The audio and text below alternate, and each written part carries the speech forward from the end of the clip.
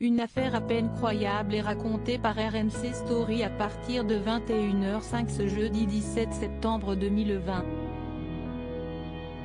Autant par le nombre de crimes perpétrés par l'individu, son profil et son parcours, mais surtout à travers une enquête marathonienne qui a fini par attraper l'auteur 40 ans après les faits. L'histoire consacrée au Golden State Killer n'est semblable à aucune autre.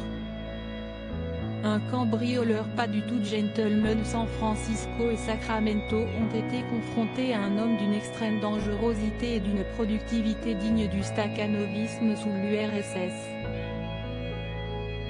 Joseph James DeAngelo, surnommé le tueur aux nœuds de diamants ou encore le violeur du secteur a été reconnu coupable de 13 meurtres, une cinquantaine de viols mais aussi environ 120 cambriolages au cours des années 70. Son rituel consistait à kidnapper les femmes à leur domicile, les ligoter avant de les agresser. La police, bien consciente que le compteur de l'homme a été sous-estimé, n'a pu lui incomber tous les crimes perpétrés par ses soins, à cause notamment de la prescription. Pire, il aura eu la belle vie pendant très longtemps, fondant une famille aimante jusqu'à ce que le coup près tombe en 2018. Le Golden State Killer, en fauteuil roulant, était alors âgé de 72 ans et une grande partie de sa vie déjà derrière lui.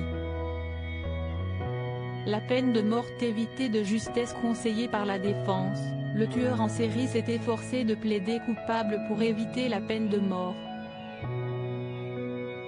Cet ancien officier de police à Exeter, Californie, est également un vétéran de la guerre du Vietnam. Son procès s'est déroulé à l'été 2020 en dépit du contexte sanitaire.